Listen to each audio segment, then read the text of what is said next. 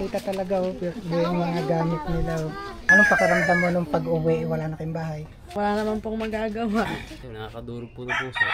Masakit sa na makita ang pinaghirapan mong gawin ni nawala na. Para yung nasalanta ng baha, ito yung bagong ayos din ikaw.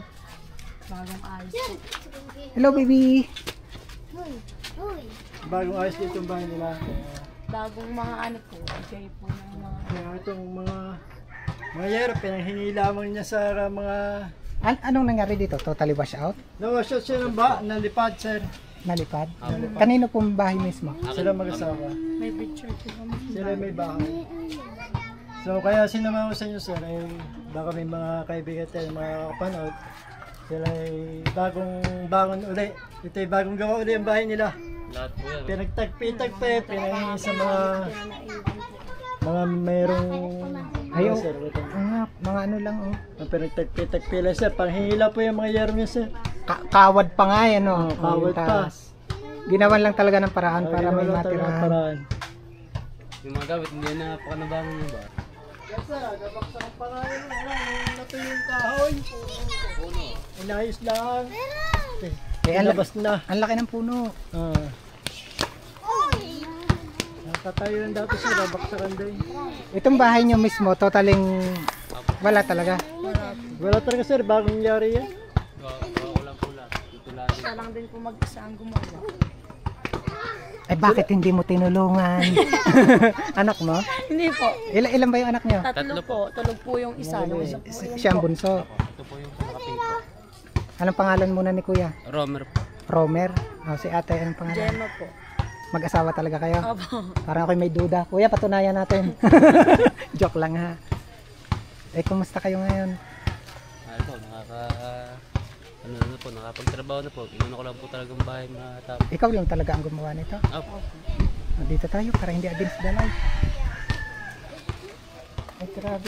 Kitang-kita talaga oh, yung mga gamit nila oh. Ayan.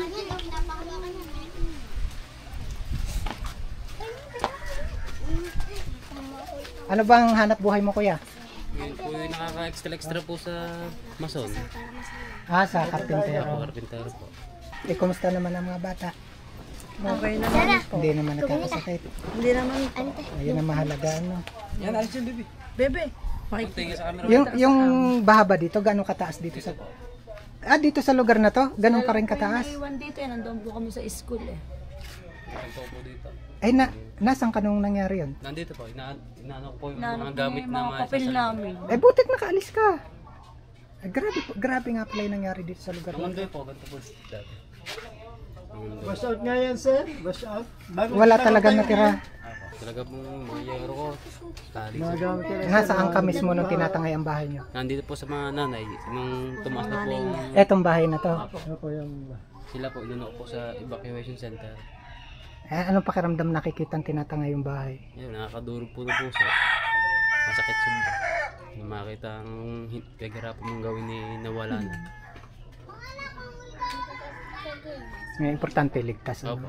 malaga naman po Kasi yung yun namang pula. nawala katulad nito, unti-unti may Na- babalik. napalitan naman po agad. Importante ligtas ang pamilya. Ligtas yung mga bata. Eh, nasasan kayo? Nasa evacuation po. Buti, nag-evacuate kayo. Opo, nung Mahigit po 2 weeks po kami doon. Ang iba po yung nag-uwian na kami po yung wala pong matulog. talagang matulugan. Pagkatapos lahat ng pinagdaanan nyo, kung meron kang pinagdarasal, ano yan? Gusto ko po magka-washing. Magkano? Magka-washing po. Kapag makapaglaba na kami ng ayos. Ang dami po kasi namin natapong damit po. Hindi na po kaya, lubog na po talaga sa puti. Ay, yung nga, paano yung mga gamit nyo? Lubog po lang. Yung mga damit po ngayon ng mga bata, yung mga bigay po. Puro bigay na lang. Naubos talaga, Ubus kuya. po lang. Ubus po Wala lahat nang- ng ano. Kasi biglaan na. Wala nang naisalba Wala talaga. na. Pati po mga bigas. So, yung sitwasyon nyo ngayon, parang nag-umpisa ulit. Apo. Mas mahirap pa to kaysa sa umpisa eh. Mas mahirap po. Kasi siyempre may bigat ng kalooban dun sa nangyari. Ikaw kuya, ano pangalan mo kuya? Romer po. Romer. Oh. Nakikita ko to, isang mabuting ama to ano? Hindi yun dahil kaharap lang ha. Opo. Gaano siya kabuting asawa at ama? Maano po talaga siya. Hahanap ka pa ng iba. Hindi po. Ha? Hindi po. Nasa kanya na lahat. Kasi nakikita ko kuya sa iyo eh. Opo. No? Tinitingnan kita sa mata, ramdam ko eh. Mabuti kang tao, mabuting asawa, mabuting ama para sa mga bata. Apo. Kung merong pinagdarasal lagi si Kuya Romer para sa pamilya, ano yung pinagdarasal mo lagi? Sana po kami ligtas po lagi, walang nagkakasakit. At may makakain sa araw-araw. Doon sa nangyari sa inyo na na-wash out yung bahay mo, nakita mong nawawala.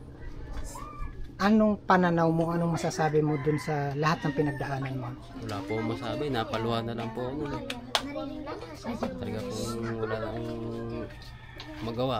Hindi ko naman po kayang pigilan na huwag umalis ang bahay. Wala, ang nangyari na lang po, tumulo na lang po luwa ko. Habang pinanonood na tinatangay yung bahay mo. Sobrang bilis po ng tubig, bilis po ng taas. Hindi po inaasahan na ganyan mangyayari. Kaya importante, iligtas yung buong pamilya. Ano? May papasko ulit tayo kay baby. Yes.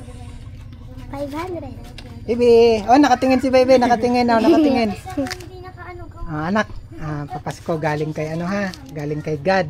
Oh, thank you kay Ma'am Charity. Papasko. Salamat po. Pambili ng gatas ni baby. Oh, naiyak si baby. Basta ate ha. Kuya, just keep on praying. Lahat na nangyayari may dahilan. Na? Importante ligtas. Oo nga. So, lahat naman yan unti-unti babalik. Na? Apo. Thank you po. Salamat po ng marami.